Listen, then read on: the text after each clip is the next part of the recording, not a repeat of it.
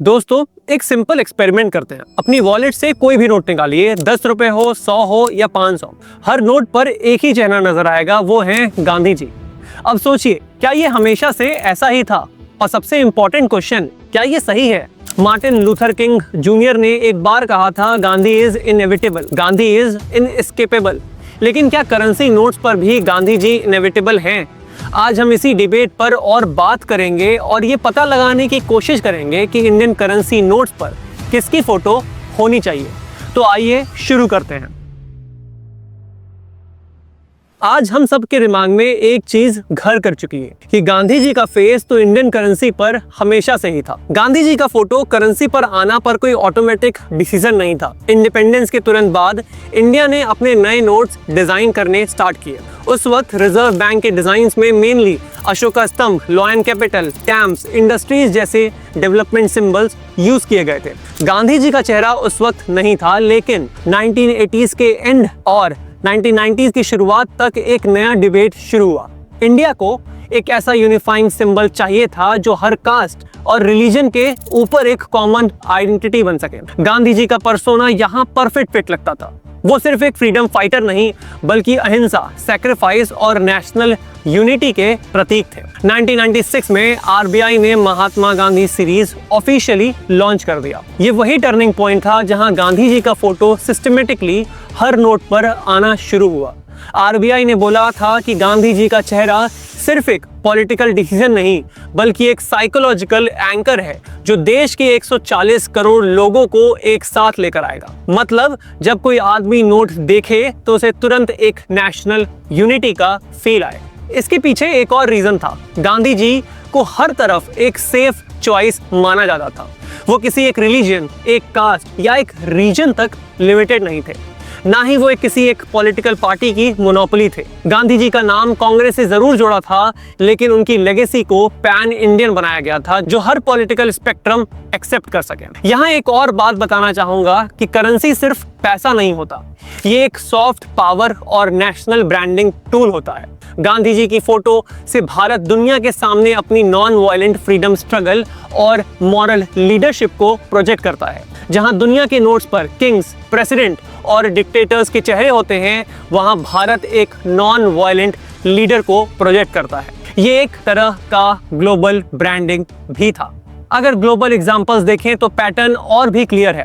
America के dollar पर George Washington सिर्फ एक पॉलिटिकल चॉइस नहीं थे, बल्कि एक यूनिफाइंग फिगर थे जिन्होंने अमेरिकन डेमोक्रेसी की फाउंडेशन रखी। चाइना के युआन पर माओ जेडोंग एक रिमाइंडर है रिवॉल्यूशन और कम्युनिज्म के लेगेसी का। यूके के पाउंड्स पर क्वीन एलिजाबेथ या मोनार्की के मेंबर्स को रखना एक मैसेज है कंटिन्यूटी ऑफ हेरिटेज का।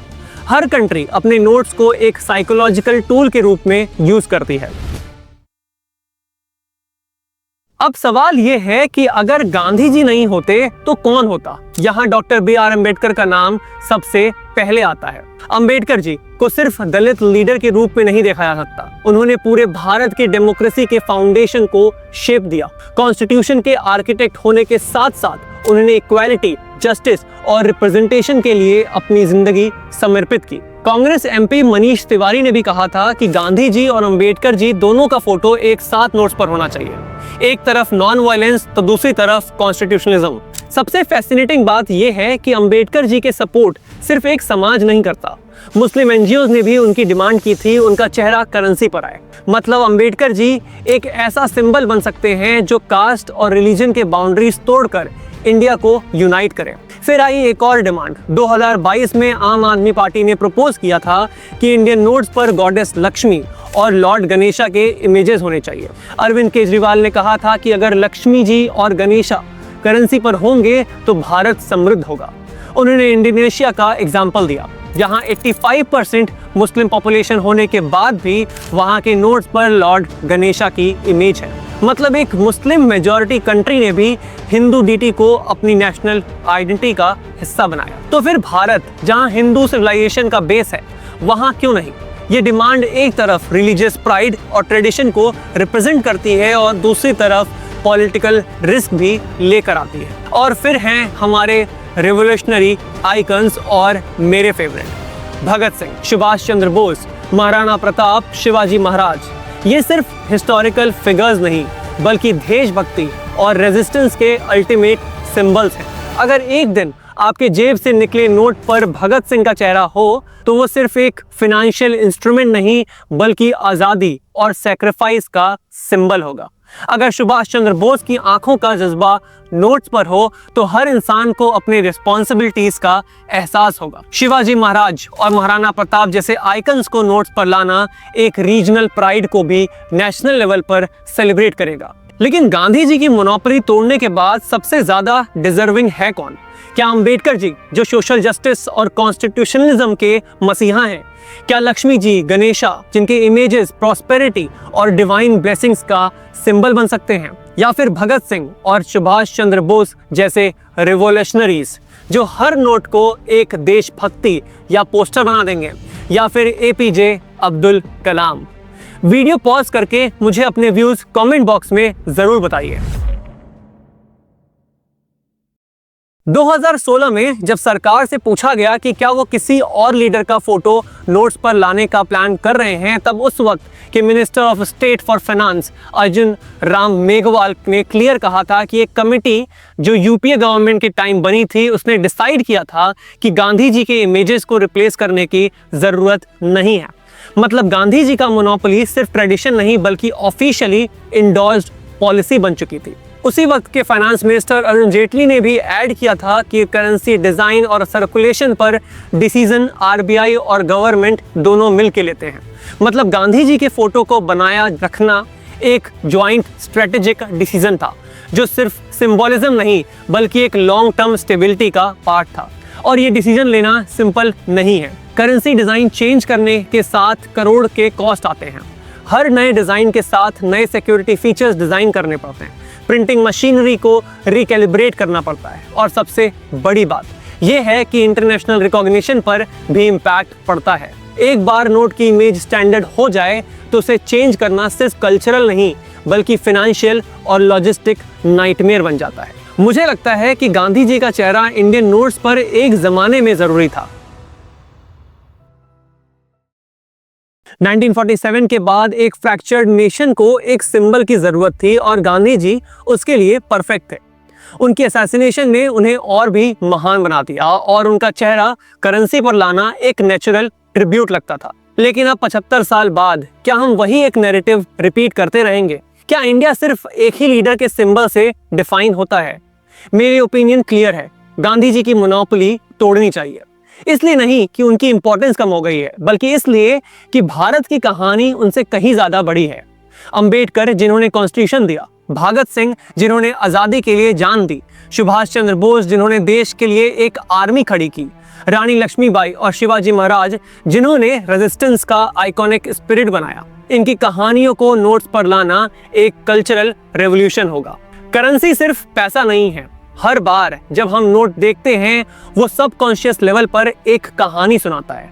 अभी हम एक ही कहानी सुन रहे हैं गांधी जी की, लेकिन इमेजिन कीजिए अगर एक 100 रुपए नोट पर अंबेडकर जी का चेहरा हो तो एक इंस्टेंट रिमाइंडर मिलेगा इक्वालिटी और जस्टिस का। अगर एक 500 रुपए नोट पर भगत सिंह हो तो सैक्रिफाइस और करेज याद आएगा। 500 रुपए पर रानी लक्ष्मीबाई हो तो एक सेंस ऑफ ब्रेवरी और प्राइड ट्रिगर होगा। ये रिपीटेटिव एक्सपोजर ही कलेक्टिव साइकोलॉजी को शेप करता है। और हाँ, मैं जानता हूँ प्रैक्टिकल चैलेंजेस हैं, प्रिंटिंग कॉस्ट बढ़ेगी, सिक्योरिटी फीचर रीडिजाइन करने पड़ेंगे और इंटरनेशनल रिकॉग्निशन भी एक फैक्टर है, लेकिन ये सब एक्सक्यूजेस है। अगर अमेरिका अपने मल्टीपल फाउंडिंग फादर्स को रोटेट कर सकता है, अगर इंडोनेशिया अपने नोट्स पर गणेशा ला सकता है, तो भारत क्यों एक ही फोटो में अटका हुआ है? सच ये है कि गांधी जी के फोटो को नोट पर बनाए रखना एक सेफ पॉलिटिकल मूव है। इससे कोई कंट्रोवर्सी नहीं बनती, कोई वोट बैंक डिस्टर्ब नहीं होता, लेकिन सेफ ऑप्शन हमेशा सही ऑप्शन नहीं होता। एक देश जो अपने हीरोज को सिर्फ स्टेटस और टेक्स्ट बुक में बंद करके रखता है, वो अपने यूथ को हाफ स्टोरी देता है। हमारी फ्यूचर जनरेशन डिजर्व करती है कि उनके हीरोज उनके रोज के लाइफ के पार्ट बने। मेरे हिसाब से गांधी जी की मोनोपोली तोड़ना सिर्फ एक डिजाइन डिसीजन नहीं, एक नेशन बिल्डिंग डिसीजन होगा। ये एक बोल्ड मैसेज होगा कि इंडिया की इंक्लूसिव, डाइवर्स और कॉन्फिडेंट नेशन है जो अपने आइकन्स को ओपनली सेलिब्रेट करता है। गांधी जी की इज्जत कम नहीं होगी अगर उनके साथ अंबेडकर, भगत सिंह या बोस आएंगे, बल्कि उनका लेगेसी और स्ट्रांग लगेगा, क्योंकि देश दिखाएगा कि उनके आइडल्स एक पर्सन तक लिमिटेड नहीं बल्कि एक कलेक्टिव स्ट्रगल का रिजल्ट है। और कहीं ना कहीं ये बदलाव नजर भी आ रहा है। अगर हम थोड़ा पीछे देखें तो 2016 में आरबीआई ने Mahatma Gandhi new series launch की थी, तो गांधी जी का पोर्ट्रेट फिर से सेंटर फीचर बना, लेकिन डिजाइन के अंदर नए एलिमेंट्स भी ऐड किए गए। स्वच्छ भारत अभियान का लोगो डाला गया, नए कलर्स, नए थीम्स और एडवांस सिक्योरिटी फीचर्स लाए गए। मतलब डिजाइन्स इवॉल्व होता रहा है, लेकिन गांधी जी का फेस कांस्टेंट बना रहा। मेरे हिसाब से करेंसी पर सिर्फ एक फेस नहीं, पूरे देश की कलेक्टिव मेमोरी रिफ्लेक्ट होनी चाहिए। भारत की कहानी सिर्फ एक लीडर की कहानी नहीं है, ये एक कलेक्टिव स्ट्रगल है जिसमें अंबेडकर, भगत सिंह, सुभाष चंद्र बोस, रानी लक्ष्मीबाई जैसे आइकन्स भी उतने ही जरूरी हैं। अगर करेंसी सच में हमारी नेशनल आइडेंटिटी का मिरर है, तो अब वक्त आ गया है कि इसमें पूरे देश की कलेक्टिव मेमोरी रिफ्लेक्ट हो। अगर आप मुझसे सहमत हैं तो इस वीडियो को ज़्यादा से ज़्यादा लोगों के साथ शेयर कीजिए, और अगर नहीं है तो अपने व्यूज़ कमेंट बॉक्स में ज़रूर शेयर करें। और ऐसे ही इंटरेस्टिंग वीडियो के लिए इस चैनल को सब्सक्राइब करें। जय हिंद।